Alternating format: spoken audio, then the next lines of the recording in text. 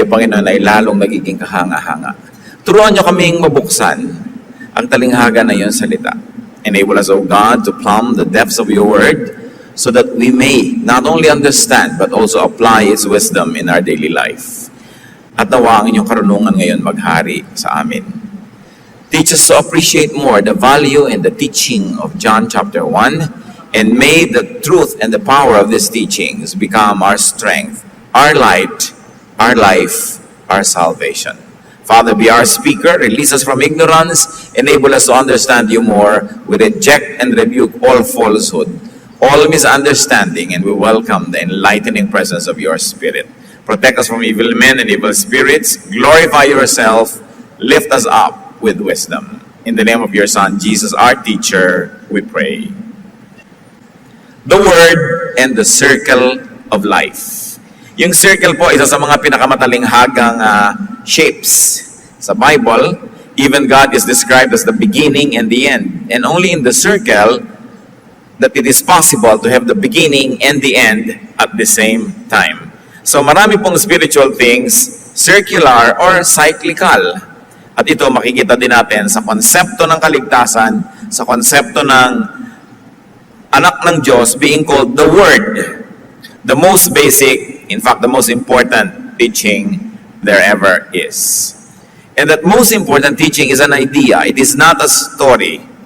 So it is not as easily understood as a story. It is a concept that we should always try to keep on learning and learning more and more about to appreciate it. John chapter 1, verse 1. In the beginning was the Word, and the Word was with God, and the Word was God.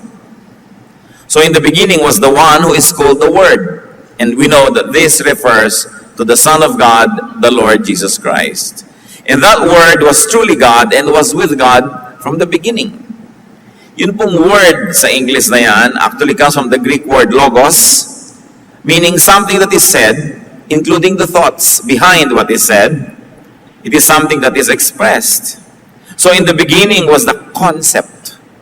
Jesus is a man. Jesus is divine and God, and at the same time, Jesusness is a concept. It's an idea. Bakit nagkaroon ng Jesus? Bakit nagkaroon ng Jesucristo? Bakit nagkaroon ng anak ng Diyos na nagsakatawang tao? Bukod sa si Jesus ay isang tao at Diyos na sabay, yung buong ideya sa likod niya ay isang konsepto that only God could have conceived. This word would refer to Jesus Christ, and Jesus Christ is what is thought of and expressed by God Himself. Jesus Christ is a topic, an idea, a concept. While Christianity is a very beautiful and arresting story, Christianity is really an idea. It is a concept that comes from God Himself. Indeed, Jesus as Son of God, as incarnate, the Spirit that had become flesh, as Savior, is a person and at the same time an idea, and at the same time a rescue plan.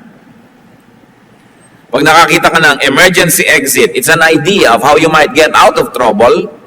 The name Jesus and the person of Jesus and the idea behind Jesus being born is also an emergency exit. It's a way out. It is a rescue plan. So the whole person and ministry of Jesus is an idea that was with God in the beginning. Pagka ating tinignan yung mga kahulugan ng John 1:1 na yan. At kung tayo po'y lulundag para po makita natin yung sino nga ba talaga yung word na yan, sabi sa John 1:14, the Word became flesh and made His dwelling among us. So yung ideya, yung konsepto, naging literal, naging tangible, naging material reality. We have seen His glory. So nakita ang kanyang kaluwalhatian, isang pagpapatunay na naging totoong material, yung ideya na dapat sana hindi nakikita at naiisip lang. We have seen His glory, the glory of the one and only, who came from the Father, full of grace and truth. So the concept and the person that became the tangible concept, Jesus Christ, is called one and only. Walang kamukha, walang kaparis, hindi na mauulit pa. So the idea, the Word, became physical reality. At yun ang sineselebrate ng Pasko. That the Word, the idea of God, became a human being and lived here with us. We saw His true glory, the glory of the one, the only Son of the Father. From Him all the kindness and all the truth of God have come down from us. So iniisip ng Diyos, naging realidad dito sa mundo, naging tao, si Jesus yun. An idea born of God. That's why pwede mo rin sabihin, Son of God. Galing sa Diyos. Sa Kanya nagmula. The expression, including the thought, the reasoning, the idea, became a person and lived with humanity. Hayaan yung paulit-ulitin ko kasi hindi naman talaga ganun kadali na namnamin at i-digest itong konsepto ng John 1:1. At sabi sa John 1:2, He was with God in the beginning. Therefore, the Word, referring to the person that became the Word, which is Jesus, the expression and thought that is Jesus, the idea of Jesusness, was with God in the beginning. No? Nandyan yan sa simula pa lang ng buhay ng tao. John 1:3-5, through Him, meaning the Word, or later on we will find out the Word had become Jesus. Through Him, all things were made. Without Him, nothing was made that has been made. In Him was life, and that life was the light of men. The light shines in the darkness, but the darkness has not understood it. Mga description tungkol kay Jesus yan. Light of the world. Life. The water of life, or the living water. No? Light that shines in the darkness. Sabi, ang liwanag na ito ay tinapon ng Diyos sa kadiliman, subalit hindi na unawaan ng dilim ang liwanag na ito. Jesusness was the life and the light of men. And it's even very, very scientific that life began from light. Na dahil sa liwanag, nagkaroon ng mga halaman, nagkaroon ng photosynthesis, at nagkaroon ng mga kakainin, yung mga naging mga hayop at maging tao, na yun ang pinagmumulan ng lahat-lahat. And very interestingly, that life and that light shines. John 1:10-11. He was in the world, and though the world was made through Him, the world did not recognize Him. He came to that which was His own, but His own did not receive Him. So kahit daw ang Panginoong Diyos, ang Panginoong Jesus, ang ideya ng Diyos Ama, nandun na sa simula pa lang, nakasulat na sa kalikasan ng kabaitan ng Diyos, ang mga batas ng Diyos ay nandyan sa kalikasan, nung yung ideya ng Diyos ay naging tao, hindi naman naintindihan ng mga tao. Bumaba na nga mula sa langit patungo sa lupa para lalong mahipo, makita, madinig, maunawa, maraming hindi nakaunawa. Pumunta daw ang Panginoong Diyos doon sa kanyang sariling bayan, sa kanyang sariling lipi, mga tao, dahil nagsakatawang tao ang Diyos, pero hindi naman siya tinanggap. So Jesus was in the world was made through Jesus, and Jesusness, or the very concept behind the person of Jesus, but the world did not recognize Jesus. The world chose darkness instead of light. The Word came to the world, which He owned, but the world did not receive the Word. John 1:12-13, yet, and this is the heart of Christianity, to all who received Him, to those who believed in His name, He gave the right to become children of God. Children born not of natural descent, nor of human decision or a husband's will, but born of God. Pero daw sa lahat ng tumanggap doon sa salita, sa ideya, sa konsepto, meaning kay Jesus, sa lahat ng naniwala sa kanyang pangalan, at ang kahulugan ng pangalan na yun, na siya'y tao, siya'y Diyos, siya'y magliligtas, binigyan niya ng karapatang maging mga anak ng Diyos. Anong ibig sabihin? Na bago mo tanggapin si Jesus at bago mo paniwalaan, hindi ka anak ng Diyos. Kasi pag lang nadinig mo na, pinaniwalaan mo, tinanggap na, doon ka palang binibigyan ng karapatan na maging anak ng Diyos. Ang totoo, dati kang anak ng Diyos, dati akong anak ng Diyos, pero may nangyari na hindi na tayo naging anak. Kasalanan yon. Kaya ipinadala si Jesus para maging anak tayo uli. bumalik tayo dun sa nawalang pribilehiyo at status, which is that of being a child of God. Yet some people accepted Him and put their faith in Him. So He gave them the right to become the children of God. They were not God's children by nature or because of any human desire. God Himself was the one who made them His children. Sabi, hindi inisip ng tao yung salvation. Hindi inisip ng tao yung konsepto ni Jesus na ang anak ng Diyos ay maging tao at the same time Diyos. Hindi. Diyos ang nag-isip niyan. At ang natira na lang para sa tao, yun ay tanggapin, paniwalaan. At sabi, to all who receive Jesus, to all who believe in His essence, ng tao, lupa, material, pero nakatira yung Espiritu ng Diyos doon, kaya nagiging banal ang katawan ng tao. Premise 3, God's Spirit in man, meaning man himself, should return to God after this earthly life.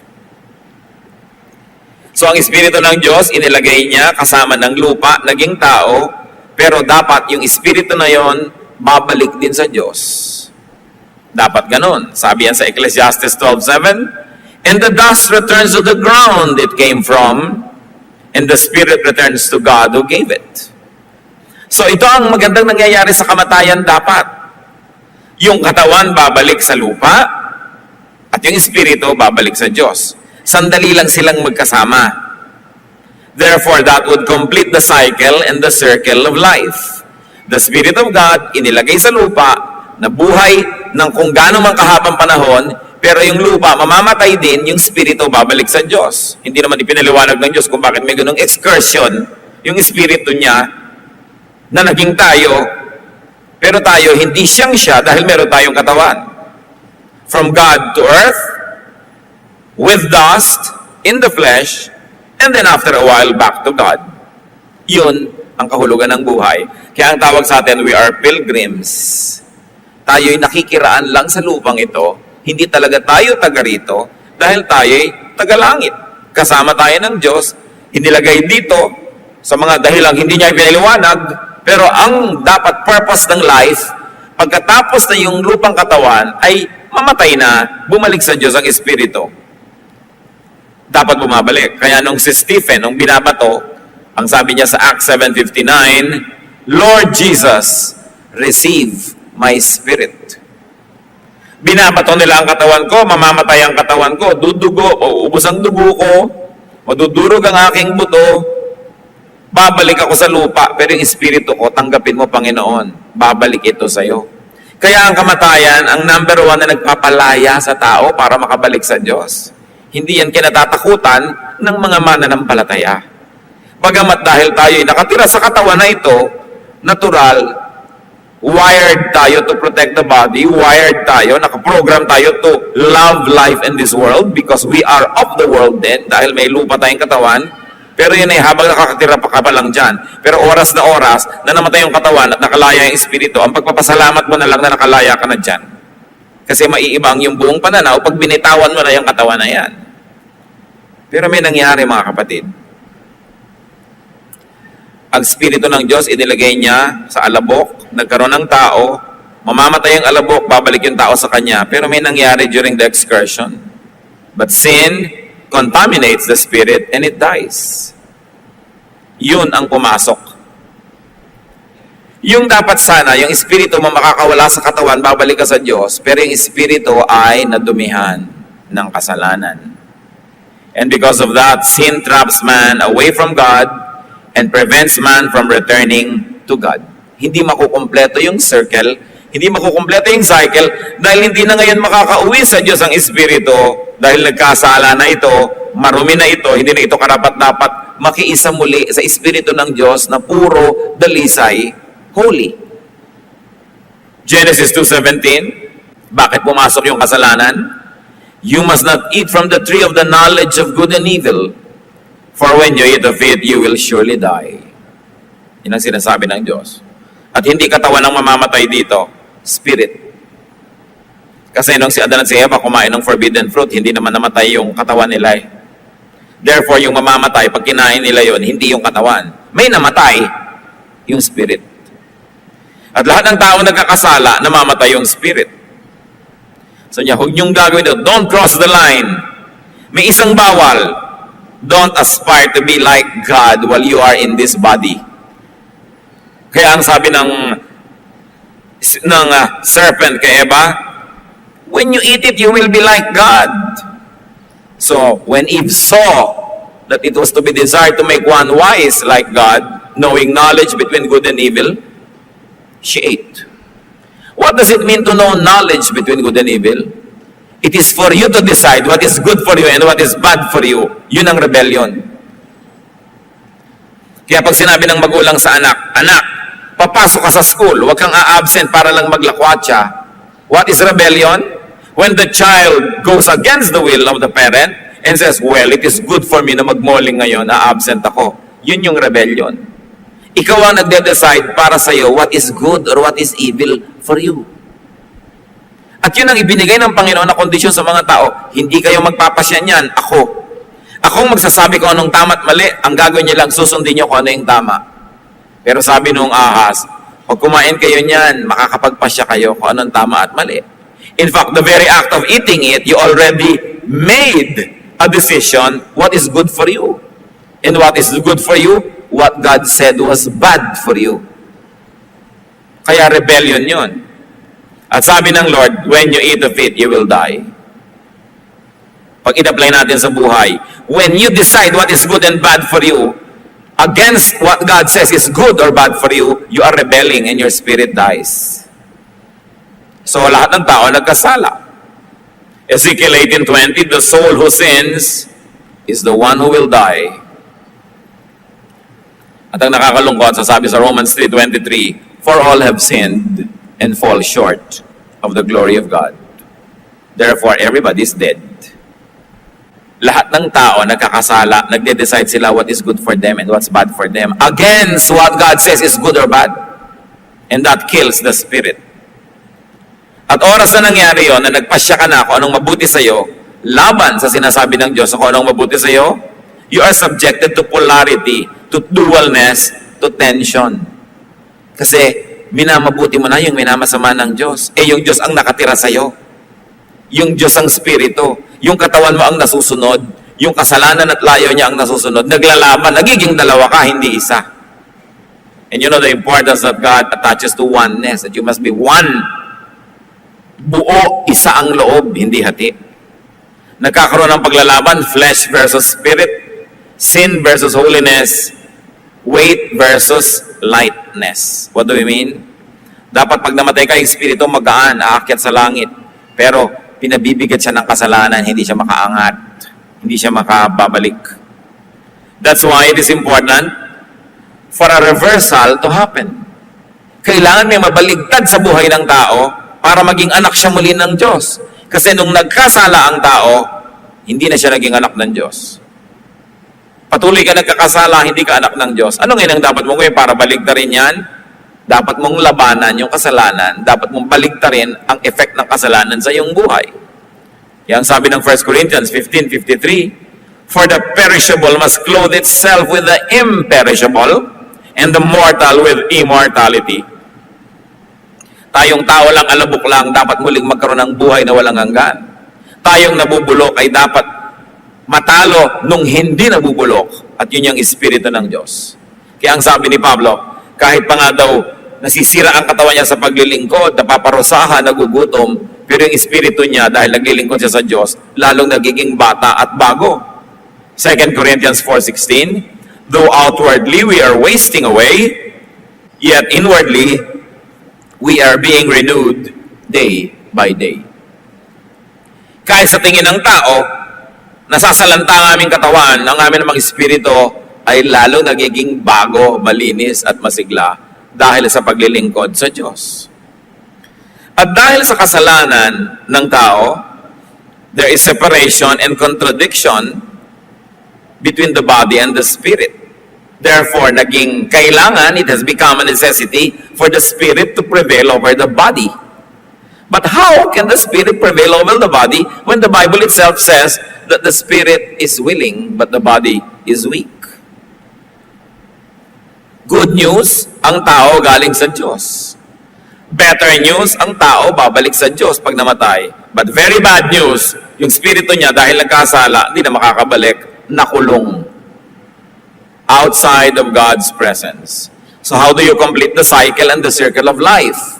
Paano babalik yung espiritu ng Diyos na ipinahiram at dapat ay bumalik sa Kanya? How do you return to God? How do you transcend the weight of sin? How do you leave the body on earth when man was trapped in it due to attachment to earthly and worldly things? Therefore, the Word, Jesus, was born. God has the idea. God devises a way and designs a plan to rescue and to save man from death, from condemnation, from the trap of the flesh, which we call salvation. Which is why there is Jesus, and which is why there is the church. Salvation is the reason for everything. Dalawa lang yan mga kapatid, creation and then salvation. Because man and the world that were all created by God were destroyed by sin. Now God operationalizes His plan. What does God do? God sends Jesus. The Word, the idea of how to save man is sent by God in the flesh.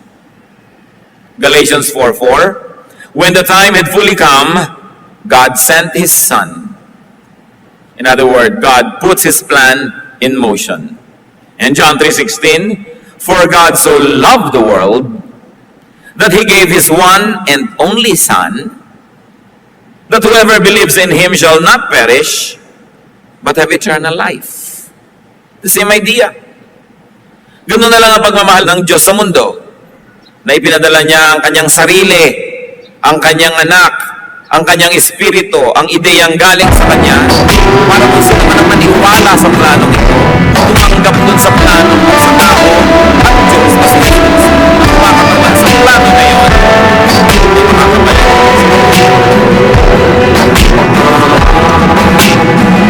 Mahal ng Diyos ang mundo. Bakit?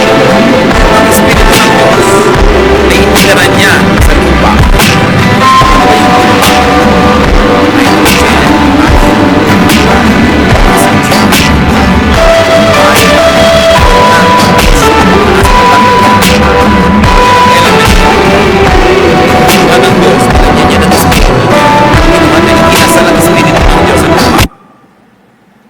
Ikinasal ang Espiritu ng Diyos sa mundo, sa puno, sa bato, sa bundok, sa ilog. Kaya mga anak ng Diyos dapat minamahal ang kalikasan. Dahil nung nakiisa ang Espiritu ng Diyos sa tao, hindi lang yan sa tao, sa lahat ng elemento ng mundo, ng material world, nakiisa ang Espiritu ng Diyos. Kaya mga primitive religions sometimes worship God by worshiping stones and rocks and trees. They are wise to know na nakiisa doon ang Espiritu ng Diyos. But, nagpadala naman ng Diyos ng person, His Son, the Lord Jesus Christ, para doon ma-focus yung ating pagsamba at doon tayo humingi ng kaligtasan. So ang mga tao'y ligaw na wala, ipinadala ngayon ang anak ng Diyos na tinatawag nating si Jesus, na hindi lang tao, I always emphasize, kundi isang ideya na naging tao. Luke 19:10, for the Son of Man came to seek and to save what was lost. Now what are the mechanics? Paano mangyayari, ililigtas? Siyempre, ang Diyos, just. Dapat ang lahat ng mali, parusahan. Ang lahat ng mabuti, gantimpalaan. Just siya eh. Pero ang Diyos, merciful din, mahabagin. Anong ibig sabihin ng mahabagin? Yung nagkasala, pinapatawad. Paano mo pagsasamahin ang habag at katarungan? How will you satisfy both God's mercy and justice? It is only through the Word, the idea, the person of Jesus. And what would be the mechanics of salvation?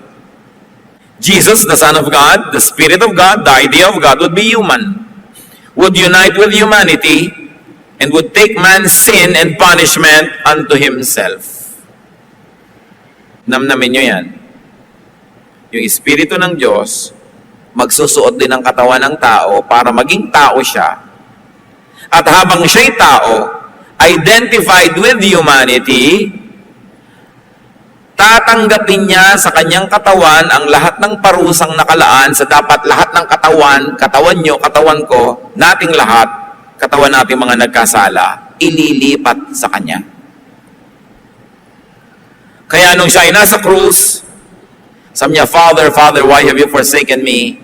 Because even the Spirit of God, the Father in heaven, could no longer fellowship with Jesus, the man and the God at the same time, because all of the sins of the world were put on His body.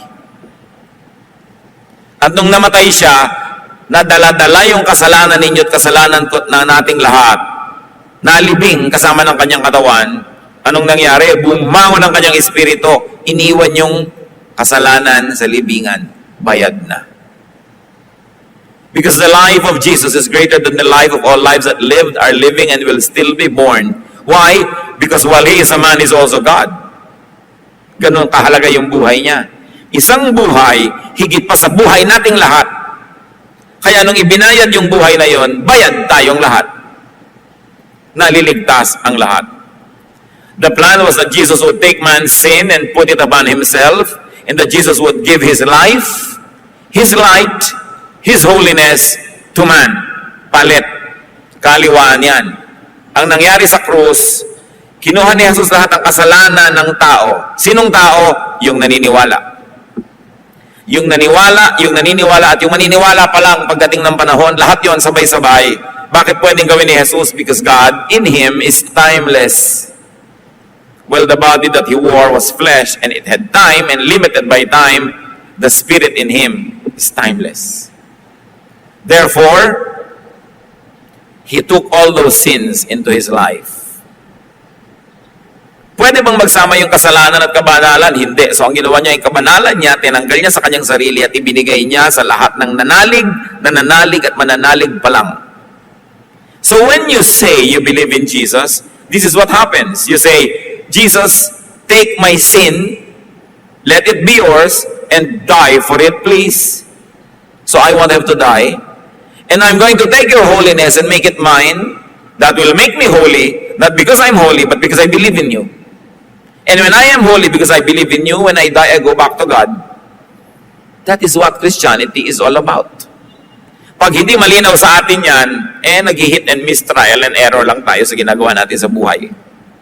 Kailangan malinaw na malinaw. When you become a Christian, there's a total exchange of composition and position with Jesus. You take His holiness upon you, and you give your sin to Him, and He dies for it. And then you become free because He died. Kaya sabi sa Isaiah 53:5, but He was pierced for our transgressions. He was crushed for our iniquities. The punishment that brought us peace was upon Him, and by His wounds we are healed. Sabi, siya ay sinaksak, sinugatan dahil sa ating mga kasalanan. Siya ay dinurog dahil sa ating mga pagkakasala at pagkakamali. Yung parusang dapat sana'y atin, pero naligtasan natin, itinambak sa Kanya. At gumaling tayo dahil nalipat sa Kanya ang ating mga sugat. Kaya ang tawag, Savior. At kaisa-isa yon, one and only. There are only two religions on earth, brothers and sisters. Don't be deceived by brands and by names. There are only two religions. Religion number one, and 99% of all religions in the world fall under this category. Save yourself. Yun ang religion number one. Yan ang ginagawa ng napakaraming tao. Kaya pinaparusahan yung sarili nila, kaya nag-aayuno, kaya hindi kumakain, kaya umaakyat ng mga bundok, kaya nagpapapako sa krus, kaya kung ano-ano pa. They are saving themselves through their own deeds. And there is religion number two, biblical Christianity. Jesus, the Son of God, is your Savior. Inaako niya ang kasalanan mo, ibinibigay niya sa iyo ang kanyang kalinisan. That's why you are called a saint. You are called holy. You are called child of God, not because of your deeds, but by the deeds of Jesus. 1 Peter 2:24. He will not be condemned. He has crossed over from death to life. Powerful verse. Memorize it. Sabi niyo, sino man makarinig ng aking katuruan at manalig sa nagsugo sa akin at sa nagpadala, yung Ama sa langit, sa ideya niya na iligtas kayo sa pamamagitan ko, meron kang buhay na walang hanggan. Di ka na uusigin. Tugtog ka na mula sa kamatayan yan sa buhay. Past na yan. He has crossed over from death to life. You don't cross over from death to life when your body dies. You cross over from death to life when you accept Jesus as Savior and Lord. Here, now, or wait how it happened. Tapos na. Thus we are free.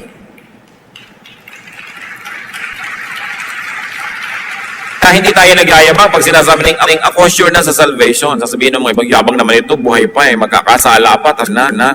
Kasi tinapos na, you have crossed over from death to life. Tapos na. Hinihintay na lang natin yung katawan natin bumigay para pawalan yung espiritu nating nakakulong dun. Kaya nawawala ang takot sa kamatayan. Sabi, where, O death, is your sting? Where is your victory? Alam niyo, nakakatakot yung kamatayan kung oras na namatay yung katawan mo, binigay.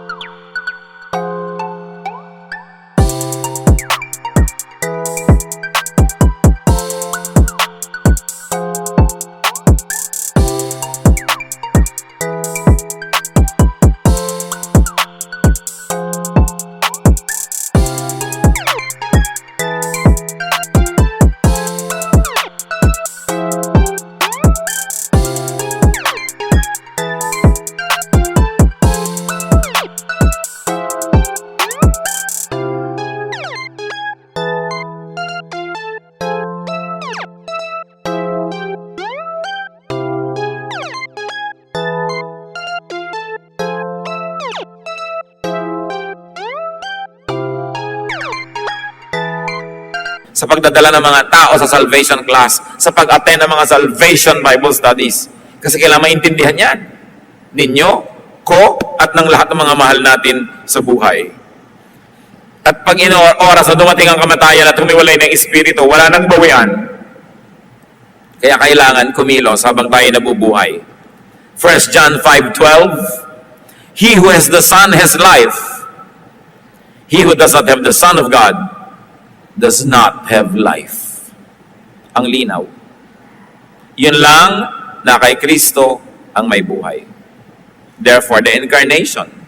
At yan ang pinag-aaralan natin kanina pa, John 1:14. The Word, the idea, Jesus became flesh and made His dwelling among men. We have seen His glory, the glory of the one and only, who came from the Father, full of grace and truth. So the work of Jesus Christ is, one, to join man, to rejoin God's Spirit that has become man in the flesh. Actually, may reunion. Noong ang Espiritu ng Diyos na si Jesus ay naging tao, yung Espiritu ng Diyos nakiisa uli. Doon sa Espiritu ng Diyos na naging tao at nagkasala na, nagkaroon ng koneksyon para malinis yun, masave, maakay, pabalik sa Diyos. So nagkaroon ng ganung uri ng union. The work of Jesus is to connect God and man through Him. Nalayo na yung tao Yung Espiritu ng tao, nalayo na sa Espiritu ng Diyos. Dumating si Jesus. At dahil siya'y tao, pwede siyang humawak yung isa niyang kamay na tao sa tao. At dahil siya'y Espiritu, yung Espiritu niya nakahawak sa Espiritu ng Diyos, sa pamamagitan niya na Diyos at tao, yung Diyos at tao ay nagiging isa muli. At kaisa-isa yan, si Jesus lang. Ganun siya kahalaga. Kaya sa pamamagitan ni Jesus, nagiging isa ulit tayo sa Diyos Ama. John 14:20, On that day you will realize that I am in my Father, Jesus says, and you are in me, and I am in you. What will happen if Jesus is in the Father, tapos Jesus is in you, and you are in Jesus? It means you will also be in the Father. But without Jesus, you cannot go to the Father. Through Him, naging pwede. So the work of Jesus is to save man, as we have already explained. And then when that man dies, to lead and bring that man back to God in spirit form. Psalm 68:18, When you, the Savior, ascended on high, you led captives in your train. Ikaw na tagapagligtas nung umakyat ka sa langit, ang dami mong kinaladkad, dinala ng mga tao paakyat. Now, what are the hindrances to salvation? What are the hindrances to freedom from sin, freedom from the flesh, freedom from the world? What are the hindrances to weightlessness para ka lumutang at pumunta sa taas? John 1:10-11. He was in the world, and though the world was made through him, the world did not recognize him. He came to that which was his own, but his own did not receive him. So did not recognize and did not receive. What are the hindrances of salvation? 1, ignorance. Lack of recognition of Jesus Christ as the Word of God, as the Savior, as God's way of saving His people.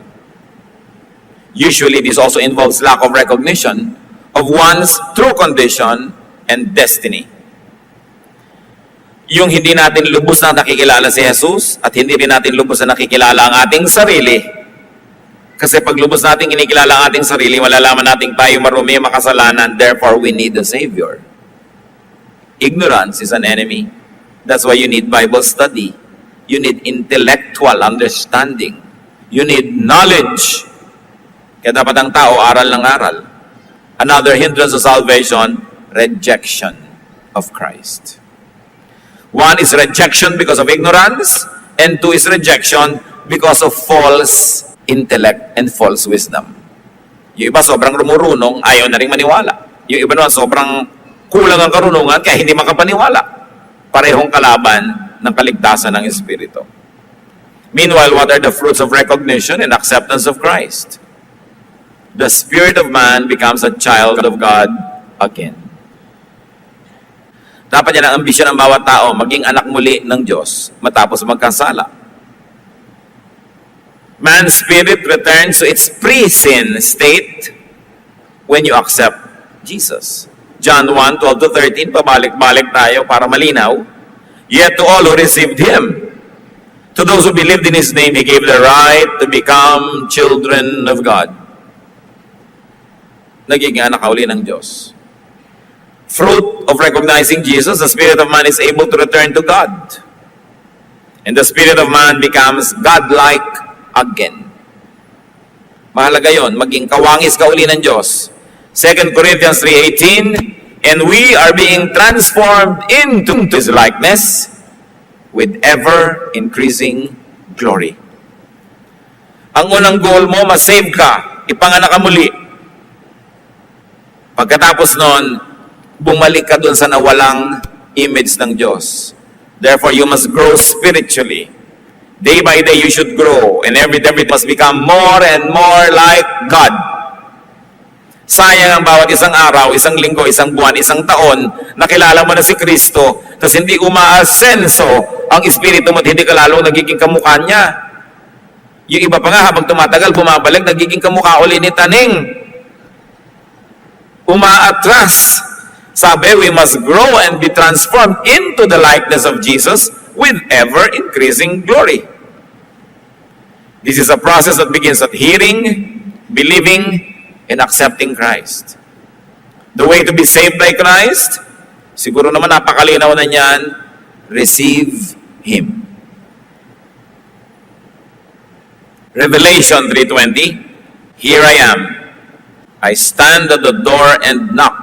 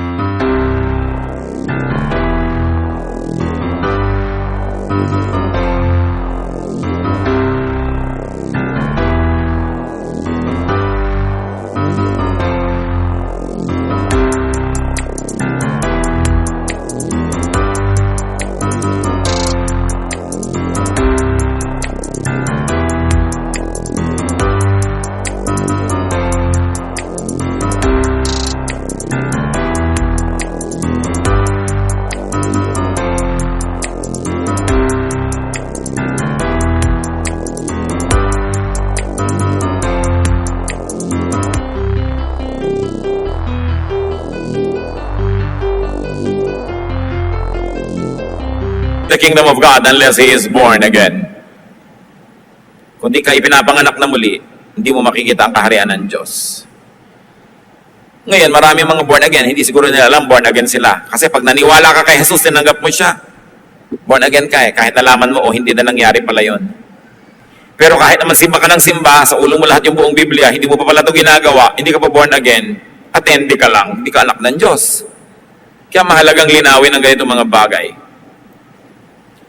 Because the old self will not do. It will not be good enough. You need a new spirit, a new heart, a new way of life. 2 Corinthians 5:17, therefore, if anyone is in Christ, he is a new creation. The old has gone, the new has come. And this is what we often forget, that if you are in Christ, you are a new creation.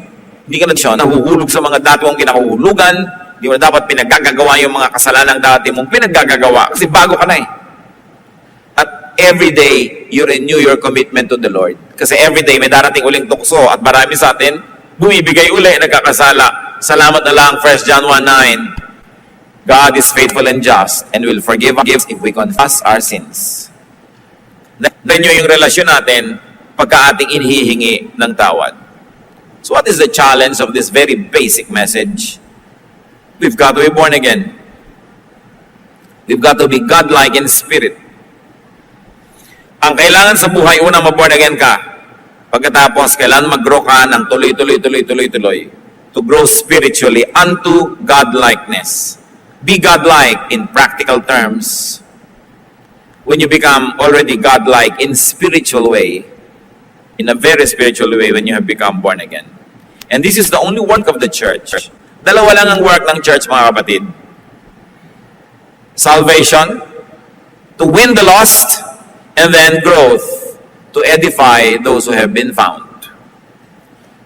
Tinuturuan ka at naglilingkod tayo kasi yun ang gawain ni Kristo, naglilingkod din. Yan ang ginagawa ng tao. Ano ang kahulugan ng review na ito sa atin, mga kapatid? Aming Diyos, salamat sapagkat kayo Diyos na nagpapaalala ng kahulugan ng kaligtasan.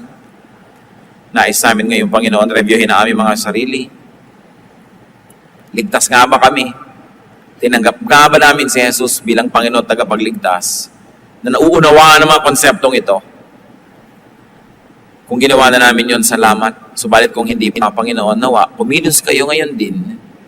Lord, may you open our hearts, our minds, our spirits, so that those who are not yet sure and those who don't know if they have accepted your Son as Jesus and Lord would do so right now. Make a commitment, make a covenant with you